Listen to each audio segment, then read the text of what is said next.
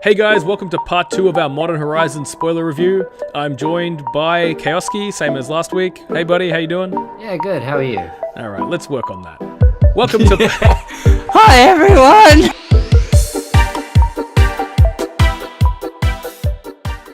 Okay everybody, welcome to episode 2 of a nameless podcast that we have created.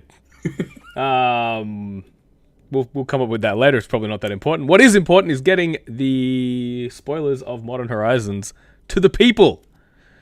They demand it, right? Yes! Yes! They definitely demand it. Where do you want to start? I know a place we can start. Yep. We can start with the forces, because we threw it out there that... Yeah, right. We did. So, Force of Blue came out last week. We already saw that one. Yep. Arguably the best one, because the rest of them all kind of... I think it's most definitely the best one. The rest of them all suck. The green one was fine too. So they definitely saved the... forces. Yeah, right. Well, they definitely saved the worst till last. I'm going to pull that up on the screen. Give me a sec, because I don't have it in front of me. So yeah, this is probably the best one. It's going to power up control, right? Yes. And combo decks, I guess, too, to an extent. I don't think combo decks are going to want that as much, because you can only cast it for free during your own turn. What about Ad Nauseam? Ooh. Does that make that the best combo deck now, because it can go off at instant speed? Like, Ad Nauseam's one of the combo decks that can just go off in your upkeep. And now they have the Force of Negation, and you have 3 mana negate. Yeah. Right. That's pretty good. Yeah. So the forces, what do we have? They're all Force of Despair. So Force of Despair was spoiled first. It was the black one black for an instant. Same thing, on your own turn it's free if you exile a black card. Destroy all creatures that enter the battlefield this turn. So a damnation for the turn. Yeah. It's an effect they already printed in Planar Chaos called Cradle to Grave. Is that really what it's called? Yeah, I think it's called Cradle to Grave. Not just a Jet Li film. Well, Cradle to Grave was destroy target non-black creature that came into play this turn for 1 and a black. I think it sucks. I don't think it matters at all. I don't think it's relevant. So if they put down more than one thing, it's now better than a path or like a single target removal spell. It still costs you 2 cards, right? Well, I mean, you can just cast it, right? You can just pay 3 mana and cast it on their turn too. Yeah, that is the thing. It is cool that like you can be a creature deck and have a bunch of dudes out and then be like, all your guys die that came in this turn and all my guys live. But like that's the absolute upside of this. So yeah, and I think that's pretty average. 1 spark rating. I'm inclined to agree. What else do we have? Force of Virtue. This one's pretty good. So 2 white for an enchantment. It has flash. Creatures you control get +1/+1, and it has the same clause. On your opponent's turn, you can exile a white spell to do it for free. Anthems are good. Free Anthem is better. It's got flash, which is nice. You never pay 4 for this. No, which is why I don't think it's that good. Because at least from the way I see it, like you swing in with the token deck, they decide whether or not they want to block based on how much damage they calculate they're gonna take, and then you flash this in and you get more damage for 4 mana though. You can't do that for free. Like, are you putting this in on the block, or are you putting it in end of turn 1? It's a ley line. End of turn 1, it's a ley line you got to pay a card for. Is a ley line. You just go, this thing, untap, here's my do. I don't know, right? It's a damn shame all these were exile and not discard. If this was discard, you could discard a Lingering Souls on turn 0 and then untap and then start playing the game. That'd be kind of cool, but... Yeah, like, I like it. I think it's a powerful card. Again, it needs a home. Black-white tokens is getting a bit of love, so this could be something they want. But again, yeah, it is 4 mana. It's better on offense when it's not free. Yeah, it's problematic. You can potentially dodge Pyroclasms and Anger of the Gods, and I don't know if people are still playing cards like that, but... In response to like a damage-based board wipe, I could see it being kind of decent, but then even then it's probably just a sideboard card. Without a home, I don't know. Again, I think it's one of the weaker ones. All that matters to me is that it's not Swords to Plowshares. Yeah, that's disappointing. And so none of us, neither of us won, right? Like, no. you guessed completely, I guess we overdid it. We saw how good the blue one was and thought, well, they're going to print good cards for the rest of this cycle. And joke's on us. You got us, Wizards. You got us. All right. So the red one is Force of Rage. 1 red for an instant. Makes 2 3/1 elementals with haste and trample. Problem is, you have to sacrifice those tokens at the beginning of your next upkeep. And so I misread this at first. I thought this card was really, really good because I'm like they just say, land, go on turn 1. You're like, end of your turn, make 2 3/1s, untap, take 6, also, Pyromancer, Swift Spear or Rift Bolt or something like that. but it's at the beginning of your next upkeep, not the beginning of the next end step when they have to be sacrificed. So you can't even do that with it. They took a wonderful effect in making 2/3/1s with trample and haste, and then hamstrung it by making you sacrifice them in your next upkeep. Yeah, if that was end step, this card would be fantastic. I would really, really like it. You would run a couple of copies in a burn deck because it's a great way to punch through. Like, yeah, it's still 2 cards, but it's 6 damage for 2 cards. And it'd let you keep slightly different hands as well. So I don't know. I thought it was good, but yeah, unfortunately, upkeep really hinders how much I actually want to play this card ever. Maybe those all-in free win red style decks that just like, Pact of Titan or whatever it is and all that stupid bushwhacker stuff. Maybe they want this, but even then, like, it's really like the free side of it is really only good on defense. And if you're playing on defense in a deck that wants this card, you're probably losing. And they stuck 2 ability keywords on it that for the defense. No, right? Like trample and haste are irrelevant. Yeah. You love doing this, exile a red card from your hand rather than paying its mana cost on your opponent's turn. You love doing that, but not for this. No, right? It could have just been better. Like I said, like I saw it and I was like, "Ooh, it's lightning bolt. It's 3 mana. It's going to be the lightning bolt." And no, I mean, you were thinking maybe something to do with tokens on the white force, so you half got it right. Except your one was good. This one, unfortunately, just isn't quite there. Yeah, these kind of suck. They're kind of underwhelming. I don't ever want to spend 3 mana on my turn to do this either. Yeah, I'm not a fan. I'm really off this one. I think the blue one has taken it. The blue one is just so much better than the rest of them. Like, these ones all ask for a very specific deck or a very specific circumstance to be good, whereas the blue ones are just like, oh, you have blue cards in your deck? Yeah, you probably run this, right? Yeah, so these are some pretty average cards. A card that is not average, Archmage's Charm. Yes, Archmage's Charm looks wonderful. We talked about loving modal spells. Yeah, right, and these are some fantastic modes. I always look at counter spells when they print them in standard, because in standard we always get 3 mana counter spells, and I would like to look at them and be like, well, how good must the upside be of a 3 mana counter spell for me to want to try this in modern? Exiling or scrying, or cards like Absorb. Life gain of Absorb is not too bad, and well, they've figured out how far they can push it by just blue. Instant, choose 1 counter target spell. Target player draws 2 cards and gain control of target non-land permanent with converter cost of 1 or less. That's a bunch of stuff for 3 mana. Like, any of those are good, holding up a counterspell. That is a lot for 3 mana.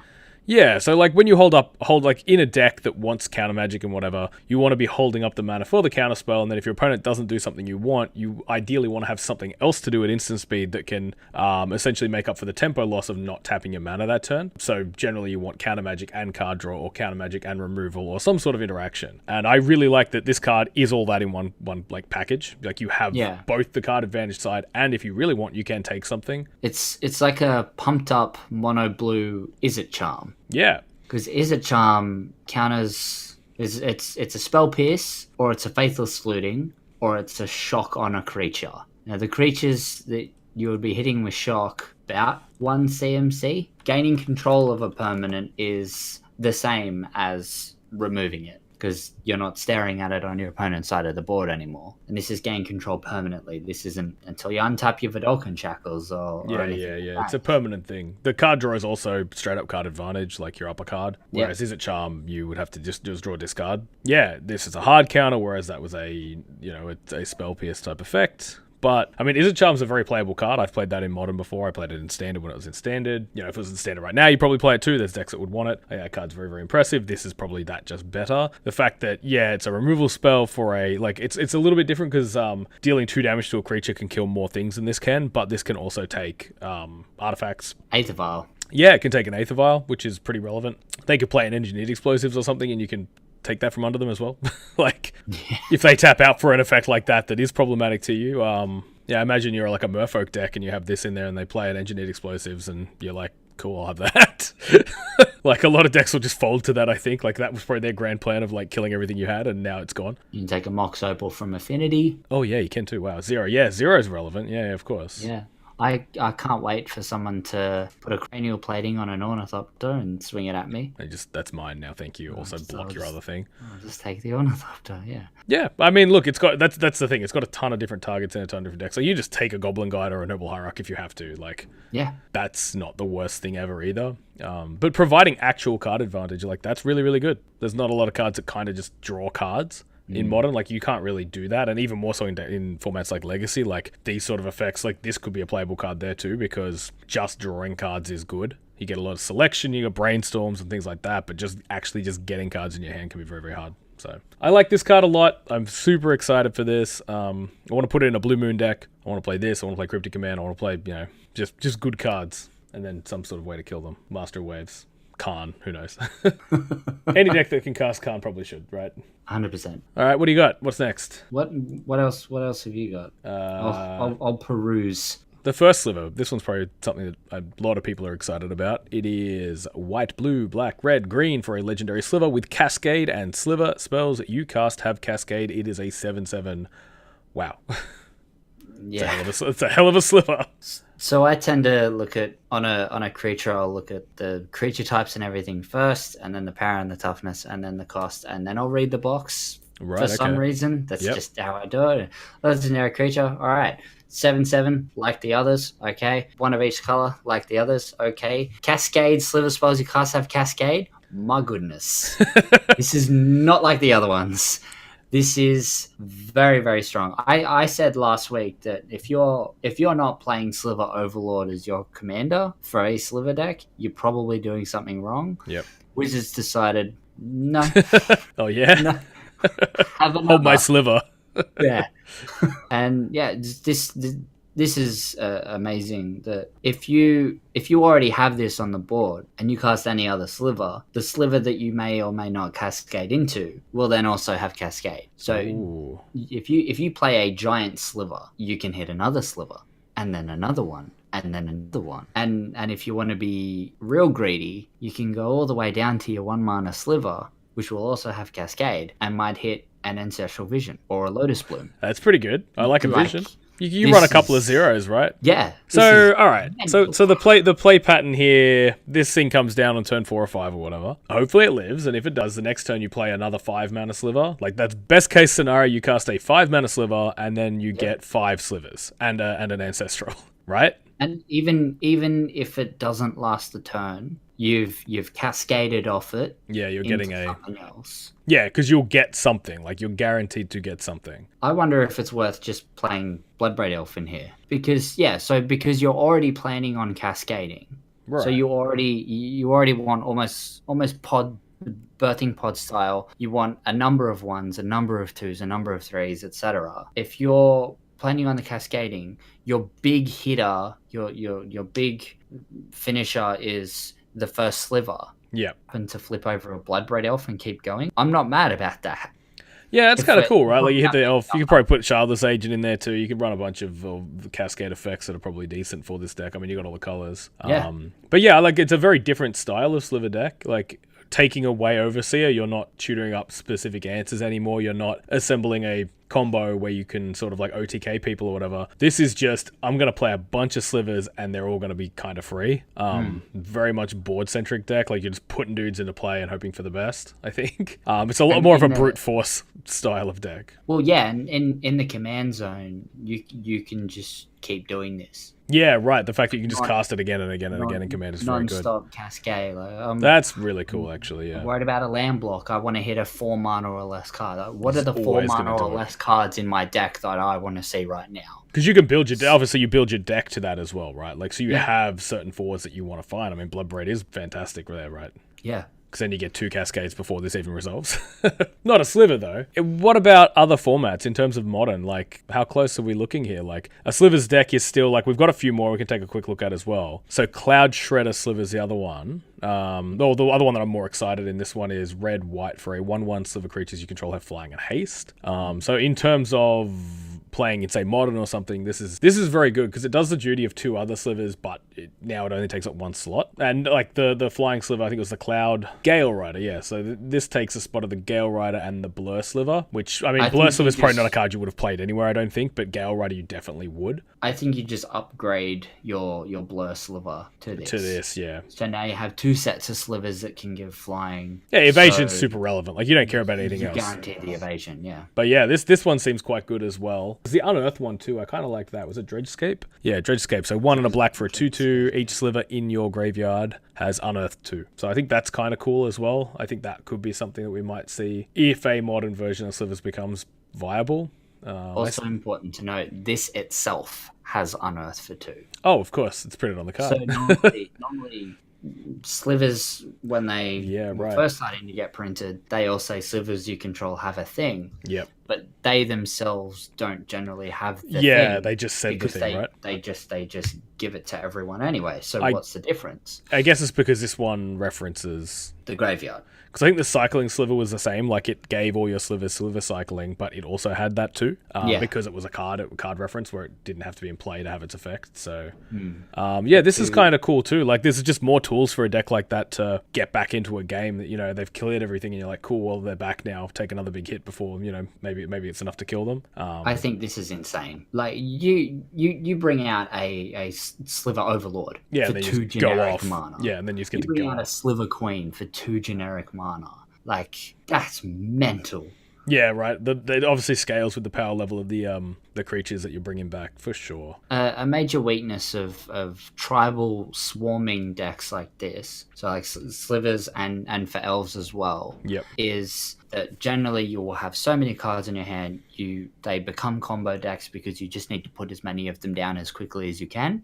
And then you have this giant board state of all dudes, and you die to a damnation. Between the first sliver in your command zone and this sliver just existing, you now have a way to recover quite well from a board clear. And the fact that it's 2 generic, it's not like 1 and a black or something. Yeah, that's in a 5-color deck, that's actually really, really relevant. It's so easy.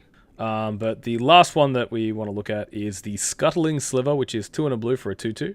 He's a Sliver Trilobite, which is kind of cool. So he's got multiple creature types, and Sliver creatures get 2 untap this creature. So you think this is good? I think it's quite scary. What makes it so good? The fly is back. The fly is back. It's so annoying. It's just there. I think I can... No, it's gone. So there's a fly in here with me, and he's been here the whole time. And it's like 10 degrees outside? A fly has no right to survive in weather this cold. Correct. In Modern, at least. 2 to untap something. Like, that Sliver better be doing something very, very good. Because at best, you can add a mana. So paying 2 to untap it, that's obviously not great. 2/2 body for 3 is also not great. And without something like Sliver Queen in the format to really abuse, I wonder whether this is actually going to be decent in that format. In terms of Commander, this thing's probably busted. You know, untapping creatures is always ridiculous. Like, this is definitely great for there. Again, we just got to see what the Modern deck shapes up to be. Like, if we get Muscle Sliver reprinted, because if they get access to 12 Lords or 12 2-mana Lords, and then they have Sedge Sliver as the next Lord as well, and that's probably the only other ones you want to play.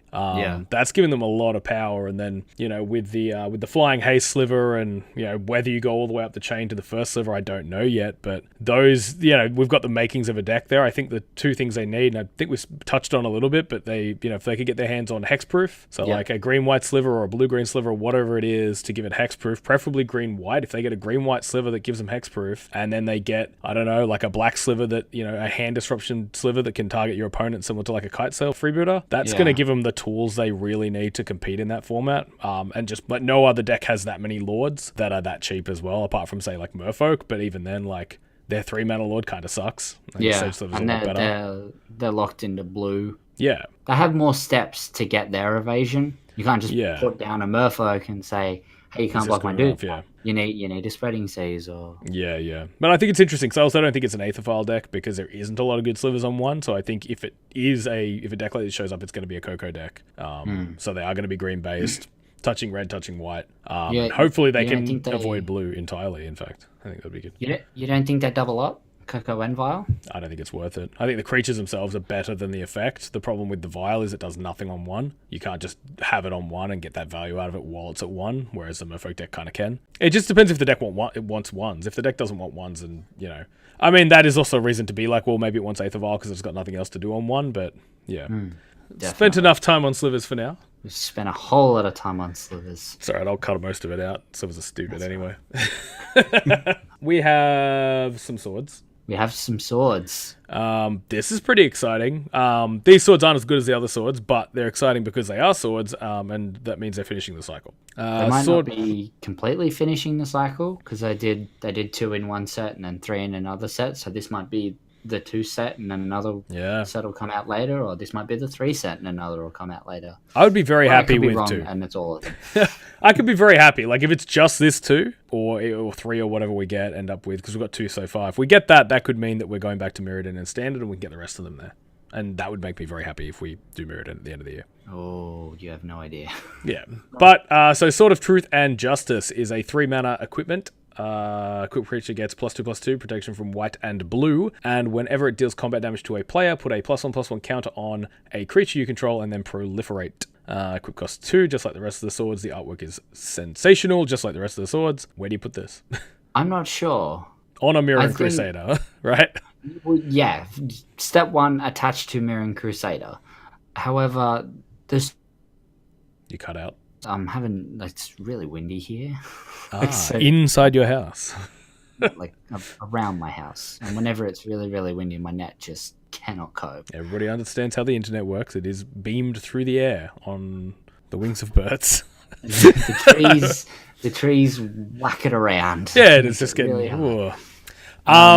sorry, yeah, so you put on a Mirror Crusader. Like, I like that as a step 1. Well, obviously, there's another card coming up that wants to push probably a white creature-y type deck, but we can look at that after the swords. Yeah, so the swords don't currently see play in Modern. Nope. Which is sort of a kick in the pants for these swords being able to see play in Modern. I think the reason that the other swords don't really see play is that you don't get a lot for 5 mana. Well, yeah, you don't have the time to do it, right? The decks that can hold a sword are not the decks that are doing well at the moment anyway. Yeah. And if the decks that could put one on, a lot of the time they probably just don't need to. So the problem with this, so Sword of Truth and Justice, I will pull up the other one while I continue, which is Sword of, Sinew and Steel. The problem with these swords is that the other swords are just better, and they already don't see play in Modern, so why do I want to play this one, right?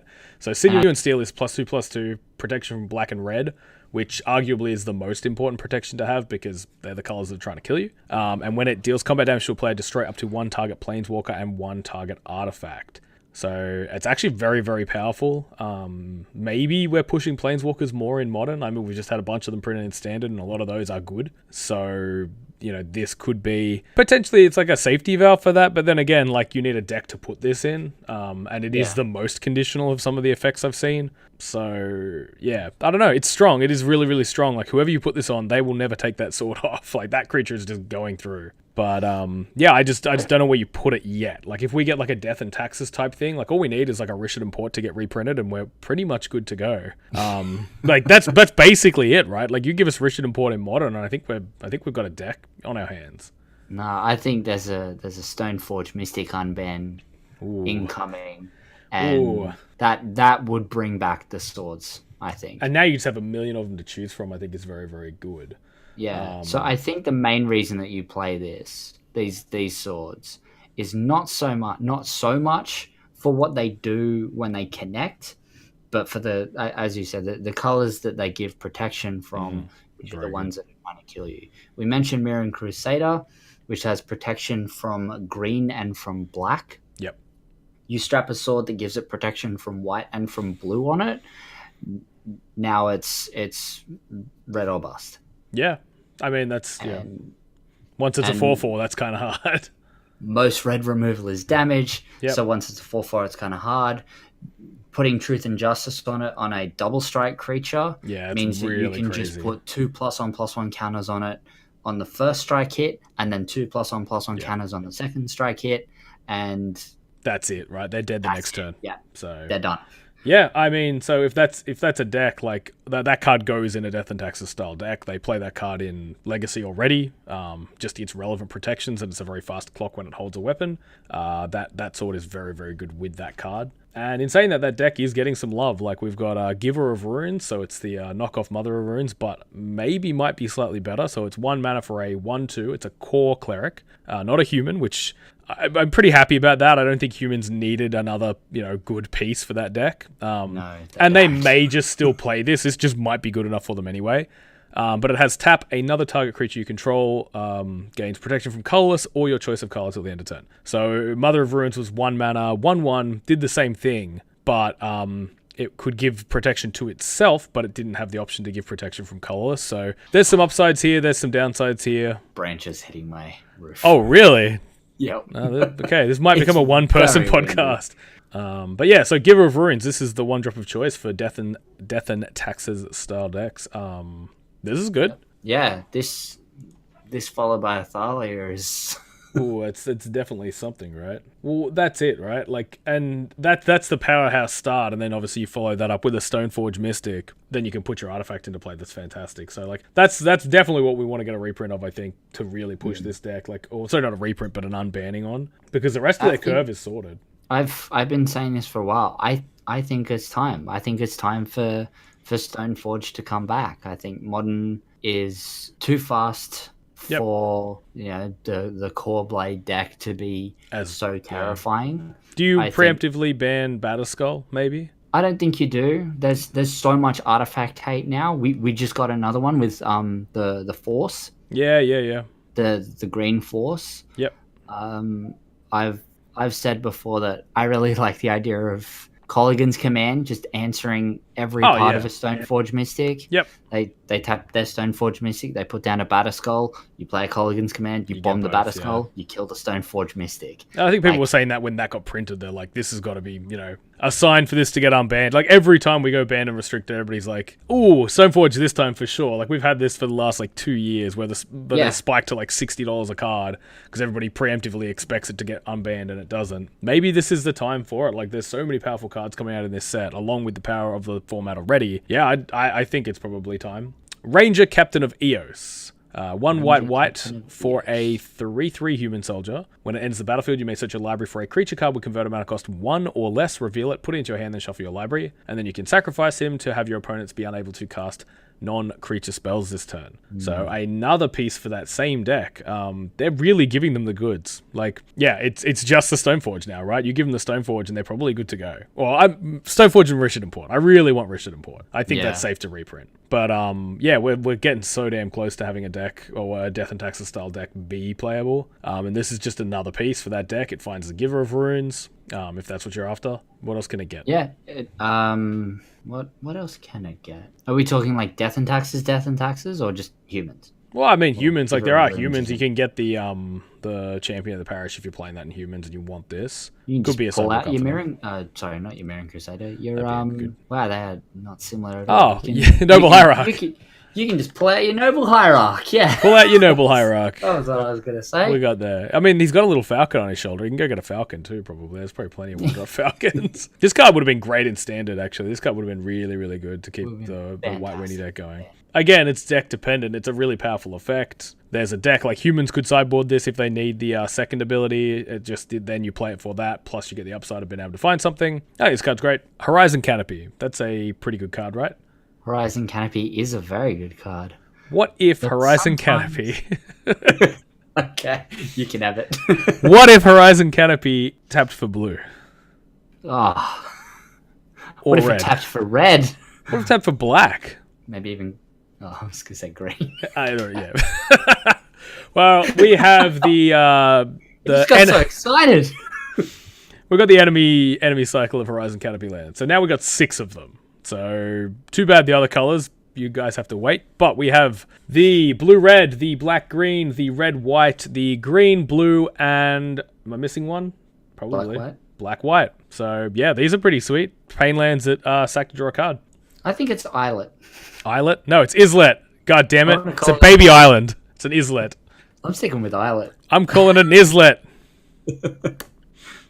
These are odd names. They're all super weird, right? All of them. All of them are odd names. Fiery Islet. I think Jund likes nurturing peatland. You think Jund likes that? I can see a Jund deck, but I'm very disappointed there's not a green-red one of these. I think a green-red one of these would be... That's the colors that need this the most, which, again, could be the reason they don't. have that. But yeah, John will play a copy of this or two maybe. The life loss is relevant. Like, you got to remember that. So you're not just chucking like the Fizzlet in your Jeskai control deck or whatever. The Canyon goes in burn. I think that's fantastic. You can just straight swap the fast lands for the Bane land and be done with it. Requires very little thought. Put 4 copies of this in. They're going to like it. Or do you play these alongside the fast lands? Because now you can sacrifice them to draw a card and then have your fast land come in untapped. Yeah, as your 4th land. I've done that with Razorverge Thickets and Canopies before, and it's very, very good. So yeah, you could be right there. Trimmed down on some of the other lands, but I think Burn's going to absolutely love having the Sunbait Canyon. Nurturing Peatland, Sunbait Canyon... What was the other one? Waterlog Grove, Silent Clearing. Okay, so Nurturing Peatland can also go into Dredge, which I think is super, super relevant. Like, I've played Horizon Canopy in Dredge before, just because the effect is good. Now it's on color. Think about that. Oh, boy. Yeah, so... And then you pick it up with Life from the Loam. Yep, and do it again if you need it. So, yeah, I think that's really, really good. Again, why a green-red one would have been so nice, because those colors are more relevant than green-black, but it's still very good. I'm having a heart attack. All right, calm down. And then, yeah, Silent Clearing, that is the black-white one. The artwork on that is really, really nice. That's all I can say about the black-white one, I guess. Yep. Look, you know what? That's not necessarily true. 8-rack, right? Like, this seems really good for those sort of decks, like a Pox-style 8-rack deck. Because, oh, yeah, they don't care about the life loss. You know, like, the way they kill you, it's kind of irrelevant. They have Ensnaring Bridge. You never touch them. Yeah. I think, Waterlog Grove will probably see the least play out of all of them. Just a weird color combo, blue-green. Yeah, it's and there's already enough sort of card draw or whatever. Yeah, if you want access to good mana from your lands, you're playing green. You have Birds of Paradise. You have Noble Hierarch. You have Avacyn's Pilgrim. Or you're blue and you've got the draw, right? That goes. Yeah, if you want some decent card draw, you're blue. But the ones that are off those colors, so your Nurturing Peatlands, your Sunbaked Canyons, your Silent Clearings. That's the biggest gain there, yeah, right. Because they don't normally get to do that. And just be able to turn a land into something relevant in those sort of decks is going to be very good. The only place that I could see Waterlog Grove showing up is in a deck that takes advantage of another card that got, reprint that got spoiled. Nimble Mongoose. Oh, now, the goose. That's the goose. That's definitely the deck that wants a Nimble Mongoose can be blue-green for sure, right? I'm expecting like a blue-green-red or whatever we may get. Like, I'd love to see a Teamer similar to what we have in Legacy or whatever, a Teamer, aggressive Teamer deck, and that's definitely going to want the Horizon Canopy land, right? Yeah. So yeah. I actually didn't consider the goose at all when I was evaluating the blue-green land. Because that adds to your threshold, like, which is what the deck wants. It draws through it, keeps your land count low, gives you access to the fast lands again, like if you want to use those. If it is a Teamer deck, that means it gets access to the Fizzlet as well as the Grove, so you get both if you want them, or a split of the two. You're holding a blue force. You'd love a blue card. You crack your Horizon Canopy knockoff. You hit your blue card and you get him. And you got to show them too. You don't let it touch your hand. Just put that right into play so they know that was the card that you drew. Right? Yeah. That's fantastic. But yeah, so this card's awesome. If there's a deck that can enable this is a fantastic threat. I mean, yeah, it's only a 3/3, but it's a 3/3 that can never be killed. And I think that's pretty good. It might encourage red decks to start playing Anger of the Gods. Just like as a control piece as a way to kill it, right? Yeah. Yeah, so that's fair. If the moon makes a comeback, you get your Anger of the Gods kick in to kill the goose. I want to see this guy in a deck with the Ice Fang Coatl from last week. You know, I think if that's a deck, these guys are in it together with the Shardless Agent that I still haven't got yet, but I'm getting it. Monastery Swift Spear. We can hope. Delver, yes. Secret. Delver, there we go. That's a good card. Perfect. Nimble Mongoose. I love it. Oh. This deck is sounding better and better. Now we just need a Wasteland reprint, and then I'm good to go. Yeah. It's our first Threshold card. Now, from what I've seen, there's a lot of mechanics getting thrown in here. It doesn't necessarily mean that we'll get more, but we may. There's some cool Threshold stuff out there. I personally hope for Cabal Ritual, but Cabal Ritual, you're insane. Well, there's all this hate for Storm, right? They printed the Force, they printed Flusterstorm. You know, that poor deck, it was hurting and then it got hit hard. Let's give it something, right? Let's give it something else. Segue. So the most recent spoiler that came out within the last few hours. Oh, I have it here, but I haven't looked at it yet. Well, I've got it. It's in Japanese. I don't know what it says. Okay, so let me guess. Let me have a guess of what I think this is. You can guess. So it is 1 and a green for an instant. Mm-hmm. It's got threshold. No. Damn it. Verdant Windstorm, or whatever it's going to be called, is 1 and a green for an instant. Yep. You gain 3 life. That sucks. Yep. Storm. Oh. I said last week, as if Storm didn't have enough hate already, here's Flusterstorm. You retorted with, yes, but they can just play Flusterstorm. Now, they can just gain 3 life for each of your grape shots. Yep, that's pretty good. And laugh at you. That's pretty good. Storm count is 20, cast grape shot, sick, cast this. Oh boy. Yeah, all right, that's pretty good. Like, we always like to play cards like this. Is this the best version of this now? Like, Burn's like, burn spell, play a dude, do this, and you're like, gain 9. Yeah. At instant speed. This card is bonkers. Yeah, that's pretty good. You like, in a non-storm, like, even against cards, even against decks that aren't storm, this is pretty good. They cast some spells, they do some combat tricks, they swing in. If you're not going to die, you just cop it all on the chin and then say, oh, by the way, I'll pay 2 and reverse Lava Spike. It's a sideboard card for sure. Like, this is a powerful effect for sure. Like, just don't get skull cracked, right? Onto this card I'm also really, really excited about. Fallen Shinobi.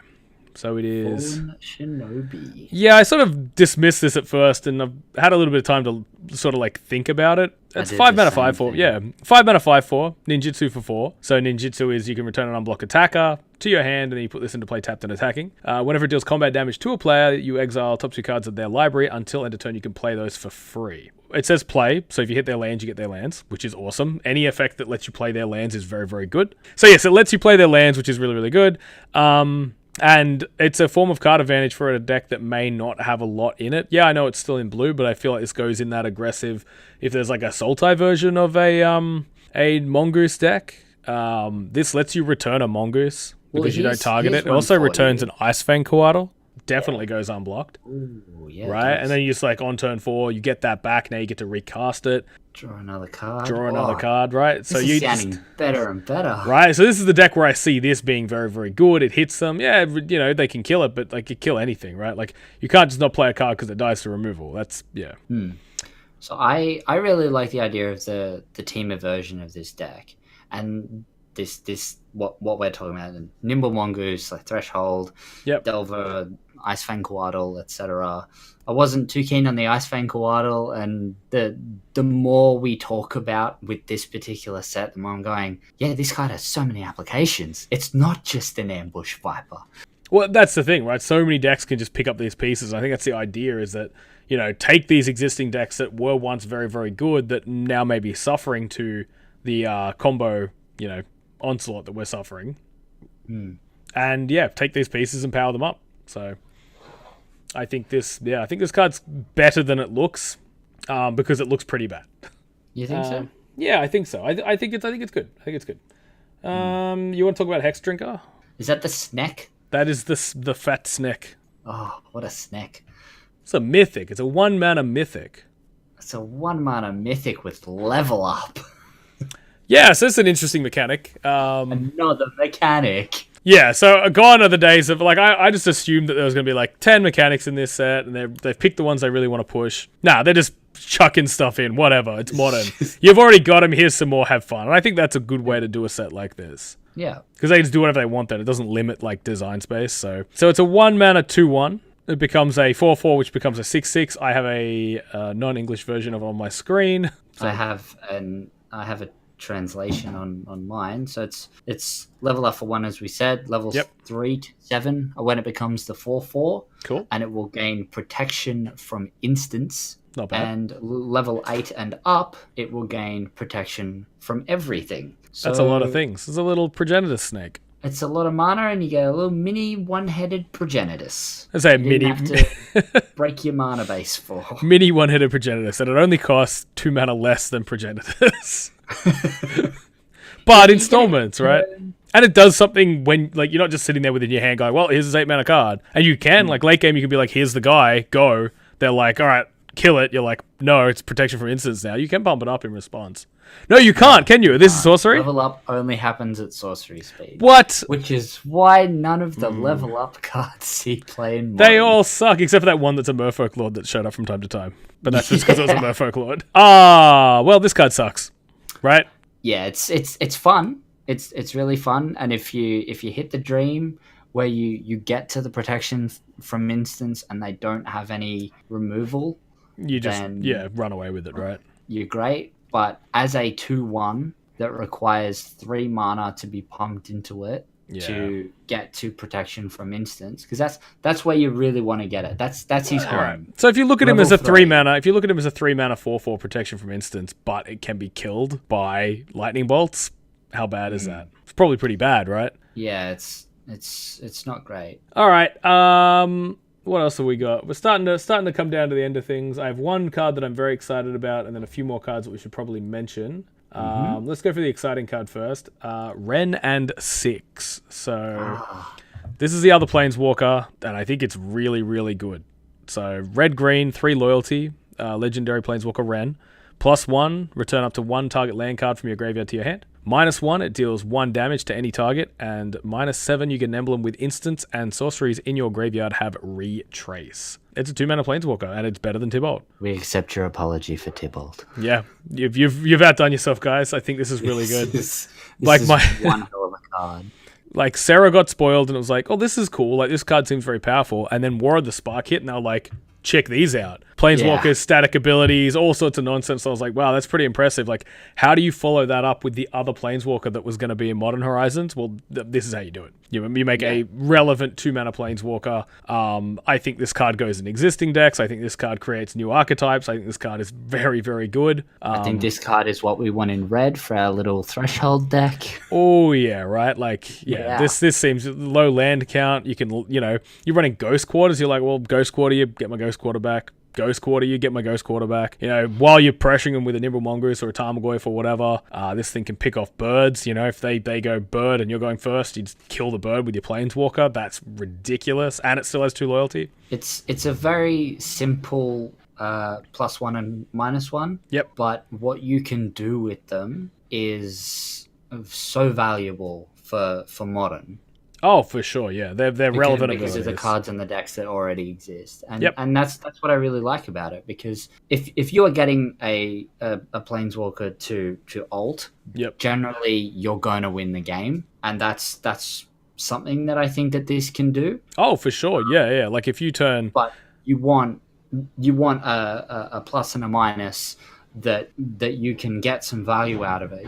You're not just looking at Planeswalkers for their ultimate. Yeah, Tibalt's of course. problem was that his plus and his minus were both awful. Yeah, and his ultimate kind of sucked too. It was fine. I love an insurrection. Yeah, you can use all sorts of wonderful things. But you love it when you're ready for it. Like sometimes you just kind of have to use it, or else he's going to die. And it's like, well, I'll take this one thing, I guess. Like, it's fine. But yeah, this is very good everywhere, right? It does a bunch of relevant things. It has a game warping ultimate. Let's not say game winning, but like if you're in a deck with Kolaghan's Command and you're just like, all right, well, we're both top decking now because I curved this into Liliana or something, and you played like a John strategy, and now you're just like, all right, for the rest of the game, you don't get to draw cards. Kolaghan's Command, discard your card, 2 to you. Next turn, retrace. Kolaghan's Command, discard a card, 2 to you. Retrace, right? You just do that every turn. Tick it up, get the thing, tick it up, get the thing. This is a fantastic late game for a deck like that. But yeah, during the game as well, like it means, hey, I've got a 2-land hand. One of them's a fetch land. I guess I'll just keep this on turn 2, play this, tick up, get my land. Now I've got my land drop for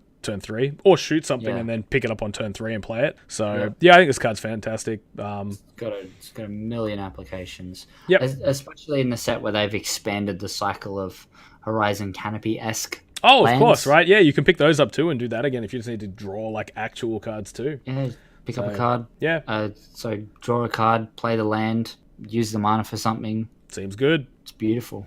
All right, next card, Scale Up. I think this card's super relevant as well. Scale Up.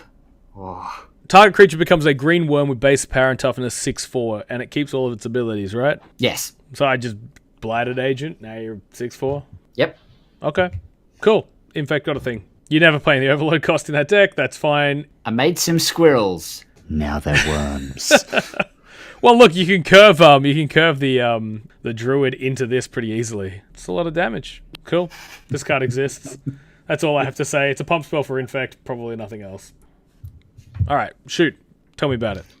So, Goblin Engineer is a Goblin Artificer. It costs 1 and a red for a 1/2. And when it enters the battlefield, you may search your library for an artifact.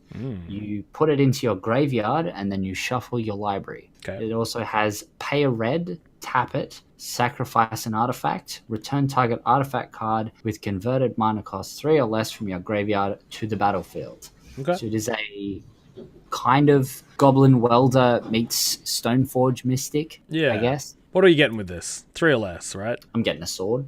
I'm getting a cranial plating. I'm getting maybe a map. What about a Blightsteel Colossus? Now you don't have to use his ability to get the thing back. Part of the problem with getting Blightsteel Colossus is that you'll put him into your bin and then he'll shuffle himself back into your deck. Can you reanimate him at instant speed? Not with this. Not with this, obviously. Yeah, not with this. But I don't know. Like if there's in other formats, you can play his ancestor Goblin Welder. Yeah, of course. To animate him. Yep, no, that's and if there's a welder deck that's going to probably want this, like this is probably good for that. I could see like a if they do unban Stoneforge, I could see this going alongside Stoneforge Mystic. You get swords, so you can get swords with this. Yeah, of course. I undoubtedly believe that Stoneforge Mystic will bring swords into the format with it. Yeah, so for sure. To do things with those swords is very, very good. Yeah, no, I think this is powerful. You obviously have to have an artifact in play for that second ability, so whatever that may be, you obviously want to upgrade it. But it can tutor up something you need for a matchup. So similar to like how Khan can get whatever it wants out of your sideboard, this can get it out of your deck. It's a powerful card. I don't know where it goes, but watch out. That's all I can say. Yeah. Generous gift. So white gets access to Beast Within. That's what it is. Yep. So it's exactly Beast Within, except it makes a 3/3 elephant instead of a 3/3 beast. Yep, that's cool. I don't know if white wants that. It's got it's got Path to Exile. So powerful cards. Anything to say? Will we move on? I don't think it has much applications in the other formats. Cool. Just good for Commander, more removal. It'd be nice for Commander. Cool. All right, next card. Battle Screech is a card I have not in English, but it is on here. 4 mana, make 2 1/1s, flashback, tap 3 white creatures to make 2 more 1/1s. Maybe black-white tokens, though 4 mana for 2 1/1s, it might be a little weak. If you can discard it, though, like if you never play the front end of it, and it's just tap 3 creatures to make 2 more 1/1s in a black-white tokens deck, I'm okay with that. I think that's pretty good. Yeah. Something to keep. Tap the same 3 creatures that you make your 5/4 that we talked about last week. Yeah. So I think this is fine. What else have we got? Fact or Fiction. 3 and a blue for an instant. Reveal top 5 cards of your library. An opponent separates them into 2 piles. You get 1. The other one goes in your graveyard. So skill testing card. Anything like this that makes your opponent make decisions. I think it's good. I think it's very good. I think it goes in all sorts of blue decks. Yeah, so the power behind this card, it's not inherently a powerful card, but what it does do is it gives your opponent the opportunity to make a mistake. And so anytime you can, Gifts Ungiven and cards like that where they allow your opponent to make a mistake, I think that's good because they're very, very skill testing and they change the way games play based off a skill level thing rather than just a raw card power level thing. It's a powerful card. It draws you some cards. I think it's good enough to see some play. Again, I don't know where it goes yet, but I think it's going to be very, very good. What else have we got? Genesis is another one that is it's another powerful effect. Again, just sort of mentioning that it's in the format. So at the beginning of your upkeep, if it's in your graveyard, you can pay 3 mana. If you do, put a creature from your graveyard into your hand. That's it. So, if there's a Dredge style strategy that wants to get a card back out of the graveyard, it can do that. Yeah, that's pretty much it. Toolbox wants this. Yeah, it could be something for that style deck as well. They've got to get into the graveyard though. Well, you've got Neoform now. You've got the Vanifar. Yeah, Vanifar. Maybe Vanifar wants something like this. Neoform's pretty. I think Neoform's like a sensation of the month. I don't think it's powerful enough to, or I don't think it's consistent enough to be a real player, right? Like that's one of those decks that seems to be benefiting off London Mulligan more than anything else. I see. Yeah. So if that doesn't go through, well, we don't know yet. It probably won't be it probably won't be playable. What else do we have? Mox Tantalite. So it's a Mox with Suspend 3. It's tantaliting. Time to light them up, boys. So yeah, this is fine. I was speculating over a Lotus that had a similar effect that they could try to reprint a card like that. They've essentially done it with a Mox and given it Suspend. So yeah, we've got Lotus Bloom. It's kind of like that, but you get to use it all the time. I don't know where you want this, but it's cool. Just worth noting that it's there. Cascade Dex, right? Yeah, it means it's a 0 mana spell. I don't mind hitting this off. If we get Shardless Agent, I don't mind hitting this off Shardless Agent. If we're going down the Sliver path, and we're playing 1 or 2 copies of the first Sliver in Modern. Yeah, I like it more there. We can cascade off of a 1 mana Sliver, hit the Mox, always hit do some things with that. I like that a lot more there because that's a deck that can use the colors. I think in the other Cascade deck, you're better off just hitting Visions, just drawing a bunch of cards. Yes. But yeah, we've got another Mox. It's free, so yeah, another card to keep in mind. What else have we got that I like? So we have a creature land as well. It's a snow land as well, which is kind of cool. What do you think of Snowman Land? It's pretty good. Snowman Land? Yeah. That's a great name. Snowman Land. Until end of turn, it becomes a 2/3 construct creature. It's still a land. It costs 1 and a snow. That's it, right? Is that all it does? Damage to a creature, tap that creature, and it doesn't untap during its controller's next untap step. It's a Frost Lynx. It is a Frost Lynx. This card's cool. I think I'm only playing this to get the snow threshold for the Coatl. Yeah, I think you're right. And you may not even be playing it there, because if it's a 3-color deck, this can be, well, not so much it's hard to activate, more so that it can make your spells hard to cast. But if you want it, you'll know you'll want it. Like, if we're going to get more snow stuff, it's going to be cool. But it's another creature land, so that's worth keeping in mind. I think we are pretty much done for, like, playable stuff for Modern or whatever. There are a couple of commander cards. Urza got spoiled. I'm a little bit disappointed. Yeah, I'm a little disappointed that this is what Urza is. The card itself is very good, but I would have liked Urza to be something a bit more ridiculous. Yeah, he's not quite as nuke the world, make giant mech suits for my planeswalker buddies. Yeah. Mess up an entire plane because I'm having some sibling rivalry issues. Do you think we're going to get a Mishra to go with this? We do already have a Mishra. I meant a good one. Obviously not in Modern. Yeah. What are you talking about? Mishra's great. It is in Modern, but it's just not playable in Modern. Is he in Modern? Yeah, he's from Time Spiral, I think. Right. From that block, I know that much. Wow. It's just really weird. But yeah, this card is bonkers in Commander. He's ridiculous in Commander. Does everything you want. He's got an inbuilt combo potential on the card. The turn he comes down, if you've just got a bunch of artifacts laying around, you can just do stuff. You can just activate that straight away. No. We're not seeing this in Modern, though. I don't think we're seeing this in Modern. Tell me if you think there's any playability to Planebound Accomplice. Sneak attack. What's this? Planebound Accomplice. I don't even have this on my list of cards. What does that card do? Well, you tell me, I will find it. Human Wizard for 2 and a red for a 1/3, and he has pay a red. You may put a Planeswalker card from your hand onto the battlefield, sacrifice it at the beginning of the next end step. I've got him here. So it's sneak attack on a creature for Planeswalkers. Yeah. I mean, you better be Planeswalking in something. Hey, it's got red and 6 in the background. It does. That's not the card that I'm putting into play. Pay 1, ping your dude, gotcha. That's probably not it. You want to put like a Nicol Bolas in with this, right? Like just like the Nicol Bolas or something massive. Like I like this in if Tron goes back to red-green.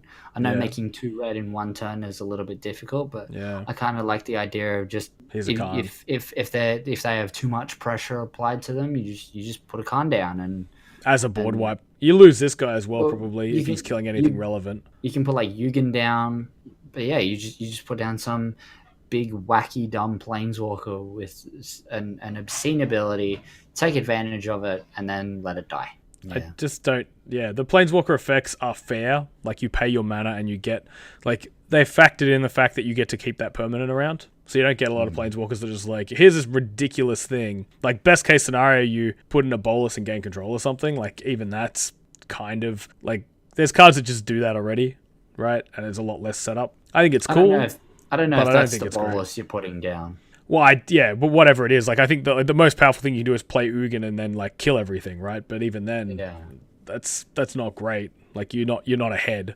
You're just no longer behind. You want to be able to cast the planeswalkers you're planning on putting down with him as well. Yeah, so if you just got a bunch of weird off-color ones, I don't know. I think it's a cool effect. The fact that it's on a creature is weird. Yeah, I don't know. If it was on an artifact, it might be better, but it is a fine. boltable creature as well. Yeah, so X3s tend not to live that long in Modern, especially if they're going to do something crazy and win you a game. So yeah.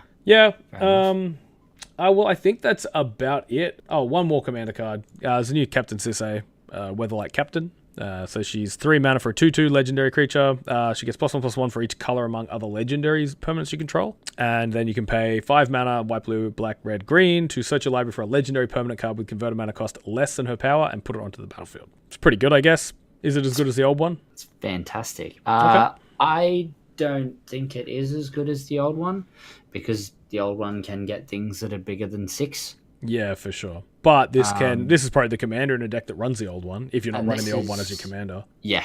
Like, this is a very good commander card because it just gets things out of your deck. It can go get the other Sisay, and then from there you can go off, right? I think this might actually be a replacement to Joda.